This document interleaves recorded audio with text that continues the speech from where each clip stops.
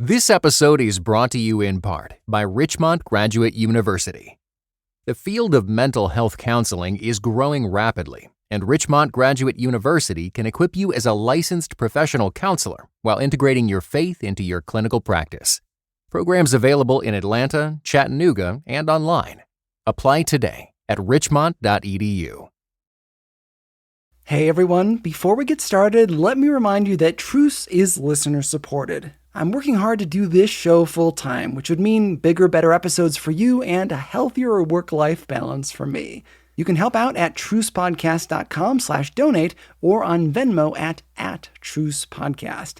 The links are in your show notes. Nobody else is covering these huge topics in a sensible, researched, and high-quality way. So help me make more Truce. trucepodcast.com/donate. Okay, here's the show. This episode is the second on the Scopes Monkey trial and the culmination of an entire season of the show. It can stand on its own, but when you're done, go back to the beginning of season 5. It was a savage encounter, and a tragic one for the ex-Secretary of State. He was defending what he held most dear. This is an excerpt from a best-selling book of the 1930s, when the nation was mired in the Great Depression. People looked for hope wherever they could. Movies, radio, and in this case, nostalgia. Only Yesterday, that's the name of the book written by Lewis Allen, was a smash hit, transporting people just one decade earlier, from the breadlines to the roaring 20s.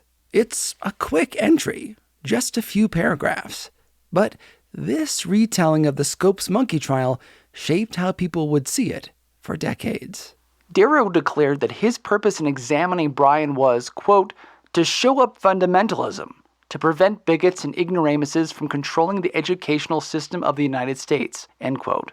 And Bryan jumped up, his face purple, and shook his fist at Darrow, crying, quote, to protect the word of God against the greatest atheist and agnostic in the United States. I've been telling this long story this season, how Christian fundamentalism rose in the United States, from reinvigoration of prophecy after the French Revolution to the creation of dispensationalism, a new interest in premillennialism. New theologies that challenged the veracity of the Bible encouraged some Christians to stray from literal readings of the Bible, while others built theologies designed to reinforce belief in the Scriptures.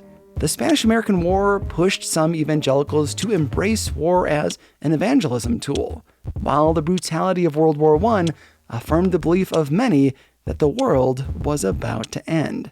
Through a big chunk of that time, William Jennings Bryan was in the public eye.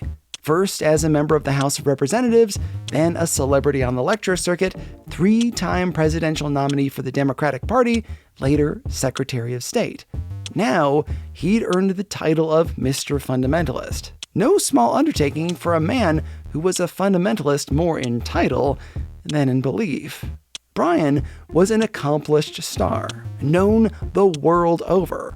A man of God who preached a mishmash of social gospel and fundamentalism and helped to shift politics in the United States. But 50 years later, he'd be known as a rube, backwards. The man who single-handedly killed a movement, even though he didn't.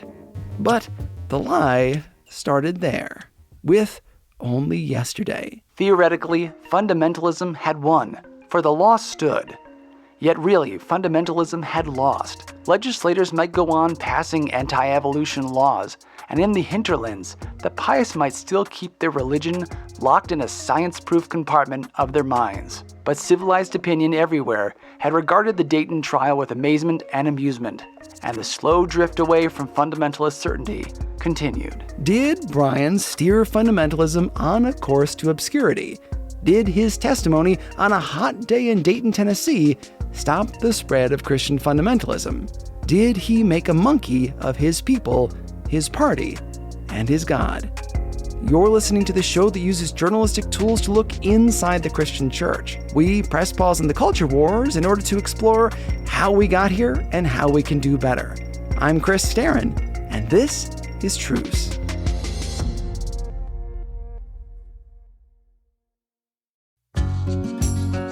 This episode is brought to you in part by the Faith and Liberty Discovery Center, Philadelphia's new must-see museum. At the FLDC, the good book meets the history book. It's an enlightening destination that illuminates the profound impact the Bible has had on American history. With an interactive lamp in hand, you set out on an immersive journey through our nation's history and discover how influential Americans have turned to Scripture to guide them. Come visit the Faith and Liberty Discovery Center and see American history in a whole new light. The museum is located on Independence Mall at 5th and Market Streets. For tickets, go to mustseemuseum.com. American history in a whole new light.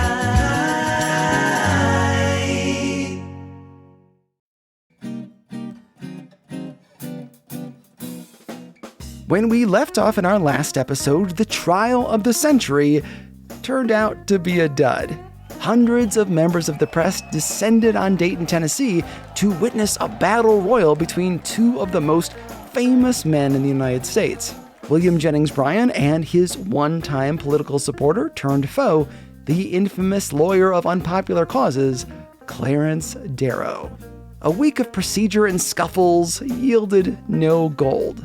Yes, there was a verbal gem here and a quick back and forth there, but no last man standing battle. Without much to report on, some of the press went home, thinking this thing was pretty much over.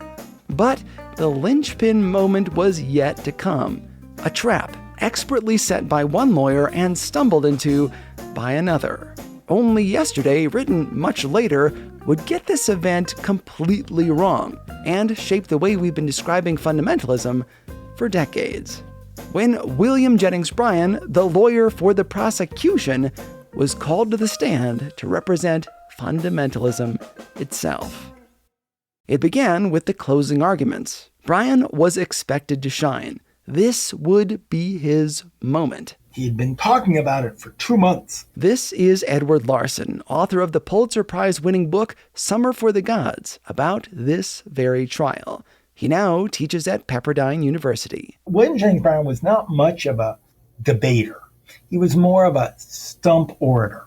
And if he had a speech, it sang. He was a beautiful public orator. Decades earlier, his Cross of Gold speech not only won him the nomination of the Democratic Party for president, but went down as the greatest speech in convention history. The man could deliver, and almost everyone was looking forward to his closing arguments in the Scopes trial. And so he had prepared and carefully crafted a closing argument, which was one of his great speeches. Bryan was a majoritarian, a believer that the majority opinion among parents should decide what their children learn in school. He also wanted to point out how he thought Darwin's beliefs led directly to terrible outcomes. Bryan had read the works of Friedrich Nietzsche, which say that the highest goal of humanity is to evolve, not to love our neighbors, and that the only way to do that is to reject Christianity.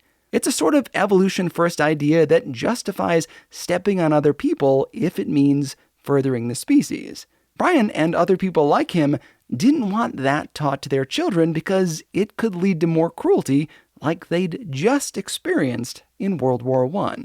That was Bryan's planned speech in a nutshell. And so they thought that was going to be given on Monday, along with Clarence Darrow, who was famous for giving mesmerizing closing arguments. Darrow, the infamous atheist lawyer, was forever in the newspaper for his participation in sensational trials of the day, defending Eugene Debs, Leopold and Loeb, and now evolution in the classroom. Both men were at the top of their game. The closing arguments were supposed to be exactly what the public wanted, a duel between the two juggernauts. But Darrow had a trick up his sleeve. He knew that under Tennessee jurisprudence, if the defense waives its closing argument, If Darrow were to give up his closing argument, then under Tennessee law, the prosecution cannot give a closing argument. Bryan can't give his either.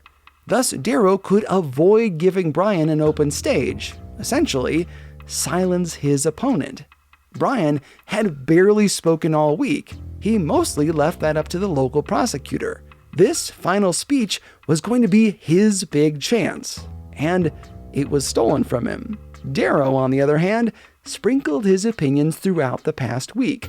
The nation heard lots from him, and relatively little from Bryan.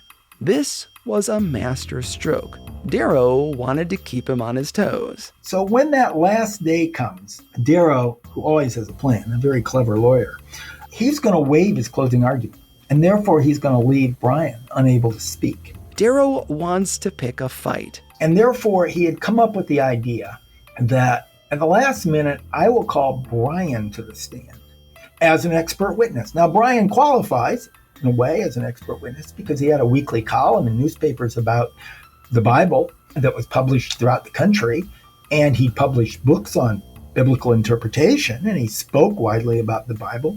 He also knew that Bryan was a very proud man, and so he had spent the whole week in the courtroom and speaking to reporters after the trial, just belittling Bryan. He's too scared to talk. He's not participating in this trial.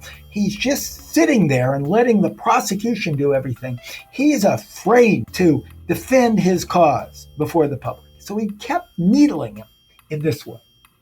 And his hope was that at the last minute, he says, look, you won't take my other witnesses. I have one more witness I want to call. The defense desires to call Mr. Bryan as a witness. To keep Bryan from sensing his intention, Darrow had one of the other lawyers call him to the stand.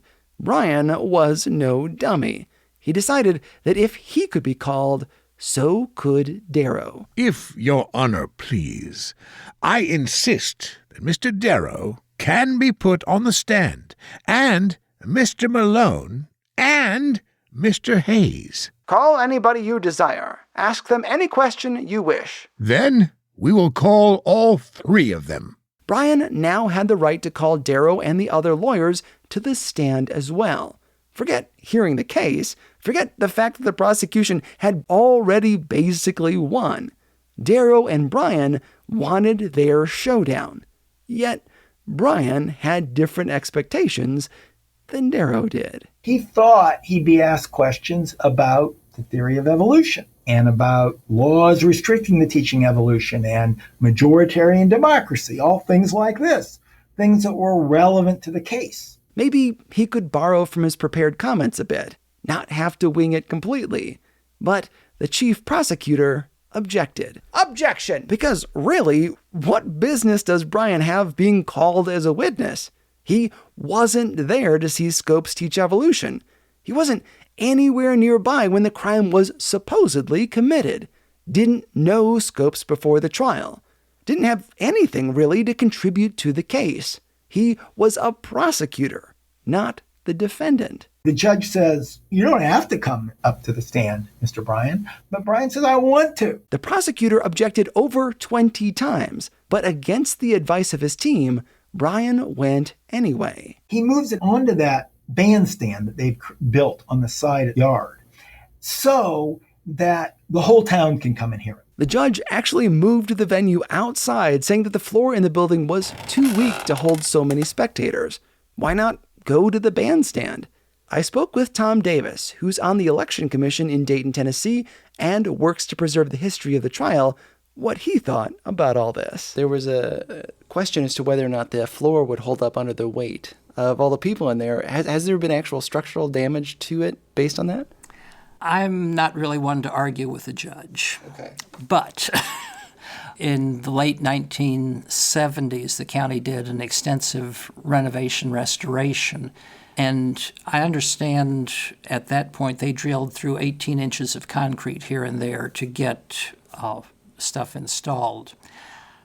My theory is the judge was hot, the room was crowded, so he moved outside. Let's just put it that way. So it probably wasn't going to collapse. Still, they moved the trial outside.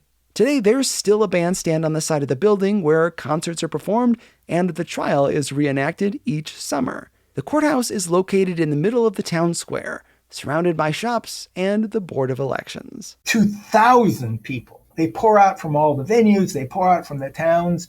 The women, children come out. The people hawking beverages, selling beverages and selling food come out and start going among the crowd like it's a football game. And they're all outside for this what they thought were closing arguments, and instead Bryan takes the stand. Darrow practiced this moment with members of his staff. They rehearsed the whole thing. Bryan came in cold. One thing any lawyer will tell you is you never ask a question of a witness unless any answer he gives can't help your cause.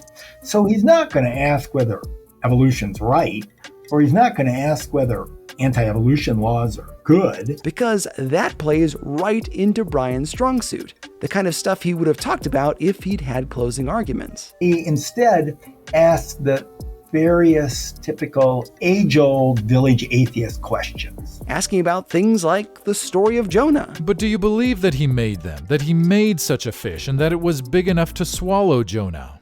Yes, sir. Let me add, one miracle is just as easy to believe as another. And Prosecutor Stewart, Bryan's teammate in this joust, objected throughout. I object to that as argumentative. But the questioning kept going. Darrow digging into just how literally Bryan took the Bible. Do you believe Joshua made the sun stand still? I believe what the Bible says. I suppose you mean that the earth stood still? I don't know. I am talking about the Bible now. I accept the Bible. Absolutely. Do you believe at that time the entire sun went around the earth? No. I believe that the earth goes around the sun. And a lot of other questions along those lines. Now, Mr. Bryan, have you ever pondered what would have happened to the earth if it had stood still? Do you believe the world was created in 6 literal days? Where did Cain get his wife? And then it came to downright name-calling. These gentlemen have not had much chance. They did not come here to try this case. They came here to try revealed religion. I am here to defend it, and they can ask me any question they please. This may seem like bluster, but remember that Clarence Darrow did go there to try religion. That was the whole reason the ACLU hesitated to ask him to join, why he went around them to John Scopes himself, because Darrow wanted to make a spectacle of Christianity. Great applause from the bleachers. From those whom you call yokels. I have never called them yokels. That is the ignorance of Tennessee, the bigotry. You mean who are applauding you? Those are the people whom you insult. You insult every man of science and learning in the world because he does not believe in your fool religion. These questions had been asked for generations. Darrow knew that there were no good answers to them. Either you're going to sound sort of strange, or you're going to deny it. You're going to say, well, I don't believe in the earth was created in 6 days within the last 10,000 years. And of course, he knew Bryan didn't believe that. He knew Bryan believed that the earth was very old, eons old, and the days of creation symbolized ages of geological history, because Bryan had written all those things. And then he's going to sound like, well, if you can interpret some things in the Bible, then why can't we interpret other things? Why can't we say that evolution is the means of God's creation? He had Bryan any way he went. And Bryan, you believe that all the living things that were not contained in the ark were destroyed. I think the fish may have lived. kind of stumbled through, while Darrow kept berating him. Are you the only human being on earth who knows what the Bible means? Bryan was in a tough place. As Edward Larson said, he didn't actually believe in a young earth. He thought it was old. But admitting that might feel like a betrayal of the fundamentalist community that followed him. He was Mr. Fundamentalist after all, and some fundamentalists, not all, believe in a literal 6-day creation of the earth. Either he was going to lie about his own beliefs, or he was going to upset his base. He's torn because there is the local town out there within his hearing, within his sight, and accepted a very literal reading of the Bible.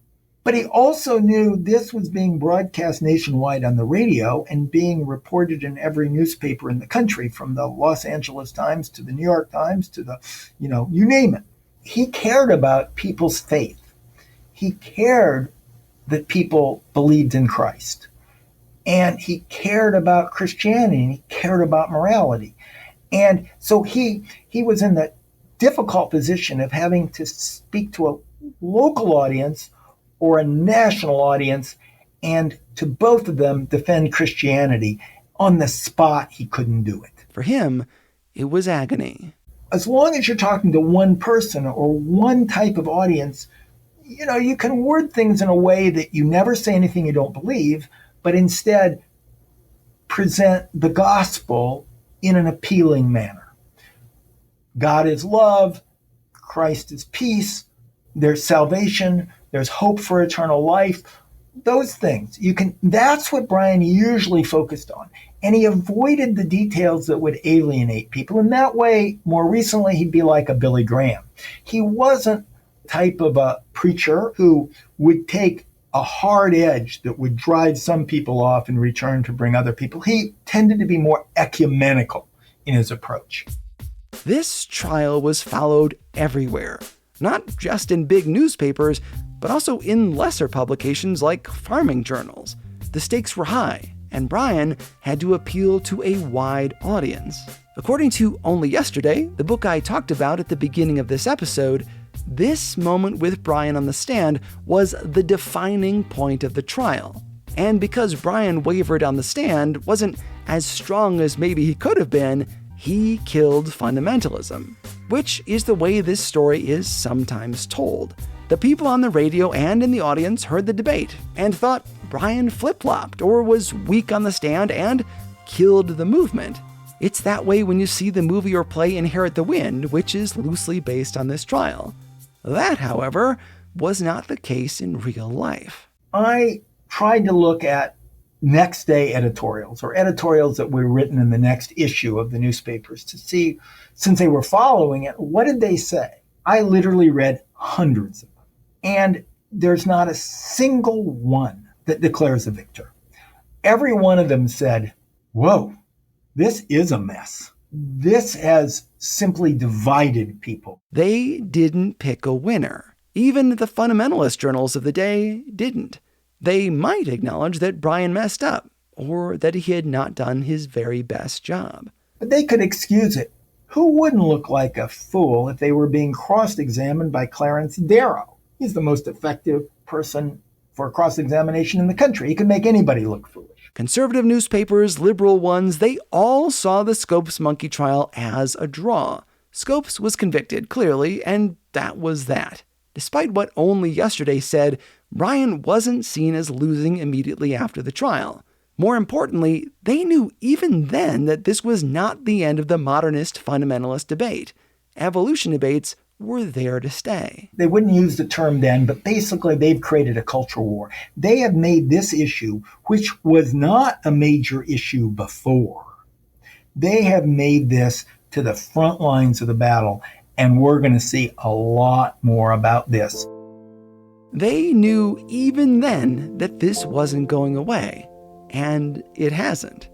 The trial ultimately wrapped up with Bryan's testimony on the stand being expunged from the record by the judge.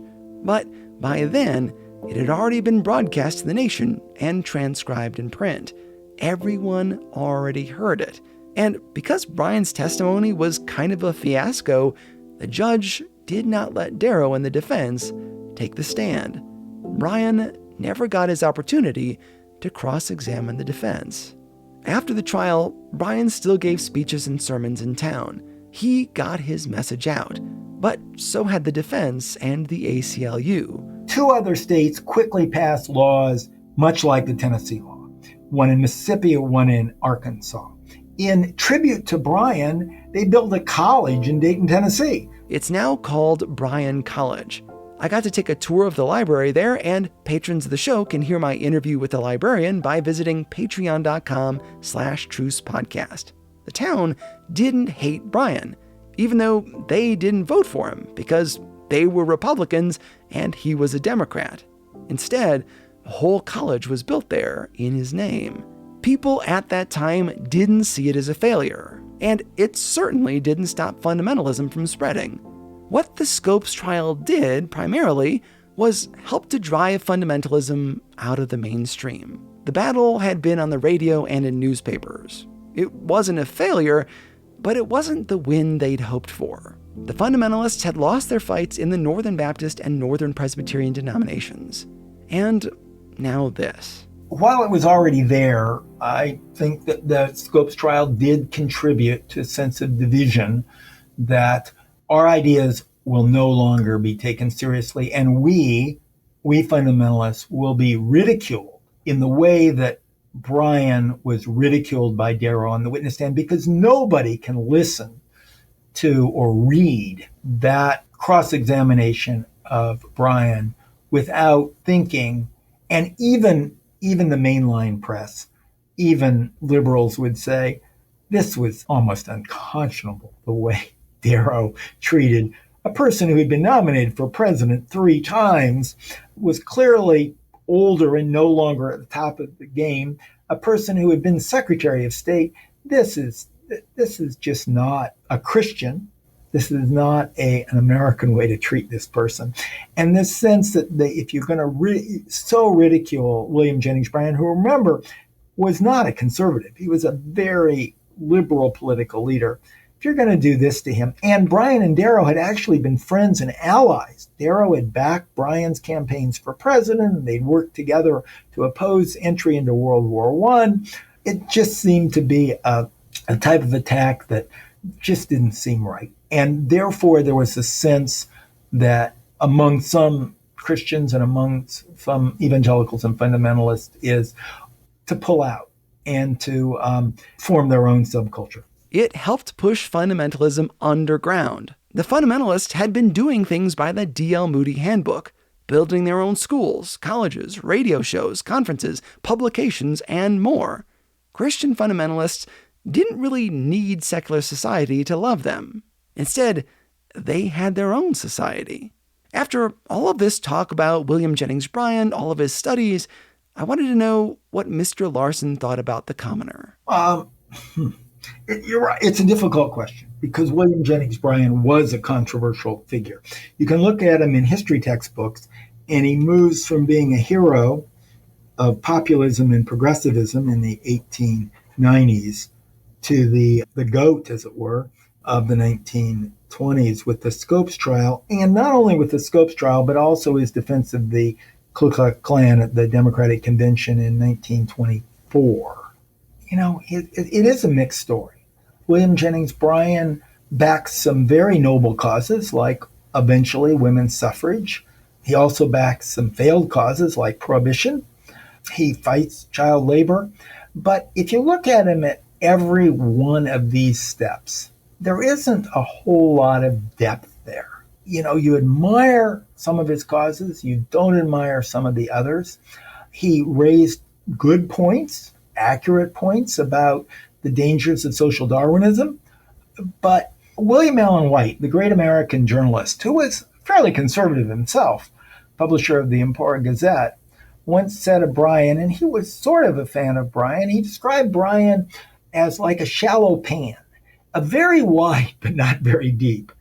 And the result is, I mean, he should not have walked into the trap at the Scopes trial. He shouldn't have walked into that closing argument. He should have known better. And once he got into it, he should have been able to turn it so he wasn't answering the types of questions in the way he was. You can see that in Bryan a whole bunch of times. He was opposed to the Spanish-American War and then assembled soldiers from Nebraska to go fight in it. He sometimes seemed like an advocate for the social gospel, but didn't cut Jesus out of it the way that others did. He was, above all, a moving target. I mean, how do you put these things together? And you're faced with that with Bryan all the time. He viewed himself as largely responsible for more constitutional amendments than anybody in American history except for James Madison in the Bill of Rights, because he claimed at least significant credit for women's suffrage, for the federal income tax, for a variety of amendments that were passed around in the progressive era. And so, yes, he deserves a lot of credit. He's an American figure, but he's a complex American figure that cannot, you just can't treat him in that way like a Washington or a Lincoln or FDR. There's too many sides to him to easily pigeonhole him. But I do believe that he was a sincere person who wanted to help people, even if he didn't understand exactly how to do so all the time. I didn't come into this writing this book, since I didn't write it with a cause in mind. I wrote it as a historian, just trying to figure out what happened. And I had a typical American's mixed view of both Bryan and Darrow. I ended up the process of really digging deeply into both men. I came to the end, I admired both men more. I admired Clarence Darrow and I admired William Jennings Bryan more after I finished the book than before I began it. And, when you look at anybody that closely and you end up in that way, that's to their credit. Bryan didn't lose the Scopes trial in the moment. Yeah, he didn't look so good. But it was the aftermath of what happened years later that really scrambled our vision of the Scopes trial. Only yesterday said it was a defeat. But the massively popular play and subsequent movie versions of Inherit the Wind made it much, much worse, portraying Bryan as a buffoon. And not like he tied, but like really blew it. It's an example of art rewriting history. We'll get into that in the next episode. After the trial, Scopes was fined $100, which both Bryan and the Baltimore Evening Sun offered to pay. Bryan stayed on in Dayton, telling everyone there that he should have been able to cross-examine Darrow and the rest of the defense. He was pulled on stage. Why shouldn't the other guys be there too? On Sunday, July 26th, Bryan attended a local church service and offered a prayer. He had lunch with his wife Mary and arranged to publish his undelivered speech. But it was getting hot. He was tired. Now, talk about a long week, a busy life. Bryan lay down before the evening sermon, and he never woke up. Later legend would have it that he died of a broken heart, having been humiliated in front of the country. That story is not likely. It was probably due to complications with his diabetes. 3 days after his death, his coffin was loaded onto a train with the car door open, so people could see the casket. 20,000 people viewed it when it arrived at the New York Avenue Presbyterian Church in Washington, D.C. His legacy was shaped not just by what he said, but by what people said about him. The journalist H.L. Mencken wrote terrible things about Bryan and his supporters. I had never been on close terms with country people before. I set out laughing and returned shivering. In Mencken's opinion, democracy was a way for lowly people to fire against their mental superiors. And he saw Bryan, the populist, as their ringleader. He seemed only a poor clod, like those around him, deluded by a childish theology full of an almost pathological hatred of all learning, all human dignity, all beauty, all fine and noble things. He was a peasant come home to the barnyard. Mencken's writings went on to shape the way that liberal thinkers remembered the moment and characterized the fundamentalists. Even though, come on, Mencken was no angel. He called Bryan a bigot, and yet, ironically, Mencken was a lifelong anti-Semite who backed the Germans, even blinding him to Nazism. No matter where I looked in researching this season, it seems like there were few people with excellent track records. We may want to blast fundamentalism, but it seems like atheists, modernists, and society at large in that era should shoulder some of our critique, as well as responsibility for the strife we still feel today. When one side goes extreme, the other feels like it has to be even more extreme. So they push farther and farther from each other, and from common sense. The legacy of this event grew into something else completely, a reason to beat down fundamentalism. Is it any wonder that fundamentalists went underground? If the morals of society were changing, they lost their voice in the denominations, and guys like Mencken castigated them in the media, why wouldn't they go underground? Use this system of schools, radio broadcasts, publications, and conferences to slip out of the mainstream, thus becoming more insular. Raise children and live a whole life in their own bubble. The pressure was there, and the infrastructure needed to manufacture an alternate society was in place. Not to let them off the hook. There is a major downside to believing that not only is the world sliding into chaos, but so is the church. It removes the drive to improve the Big C church, or society. It can become a self-fulfilling prophecy. If Bible-believing Christians are not in churches, schools, and civic organizations, why are we surprised when those things slip into secular ways? Which came first, the society descending into godlessness, or the retreat of Christians from society? It's a chicken and egg question. Finally, there are lasting lessons in Bryan's testimony. Bryan should have known better than to allow himself to get baited into the confrontation. His team already won the case. They had nothing to prove. Instead of staying calm, his pride and celebrity drew him into Darrow's trap, and he was embarrassed in front of the nation, and eventually made to look like a rube when the story was retold on Broadway. There is a time to confront, and a time to remain quiet. When his friends ditched him at the trial, he should have taken it as a sign to be cautious. He did not, and it hurt his legacy.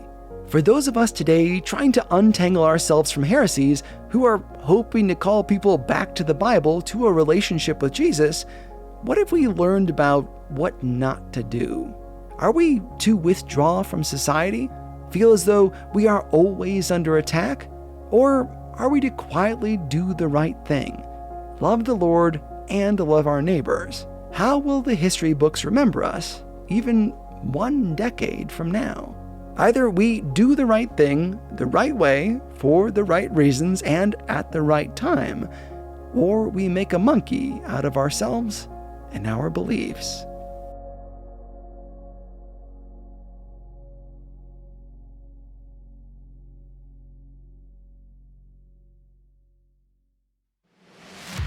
Special thanks to Edward Larson. He's the author of the Pulitzer Prize-winning book, Summer for the Gods. It is truly excellent and gets into way more detail than I did here. Thanks also to Tom Davis and everyone I spoke to in Rhea County, Tennessee. As always, you can find discussion questions for this episode in your show notes and on the website if you want to talk about it further with your friends and family. Thanks also to everyone who gave their voice to this episode. My friend B.T. Stevenson, my brother Nick Starrin, Jerry Dugan of the Beyond the Rut podcast, and Marcus Watson of the Spiritual Life and Leadership podcast. Truce is listener-supported. If you'd like to see this show flourish, maybe even get more frequent episodes and be a part of something really big and new in Christian podcasting, support this project by becoming a patron. Patrons get special bonuses not heard anywhere else. Learn more about how you can further the work of the Truce Podcast by visiting trucepodcast.com/donate.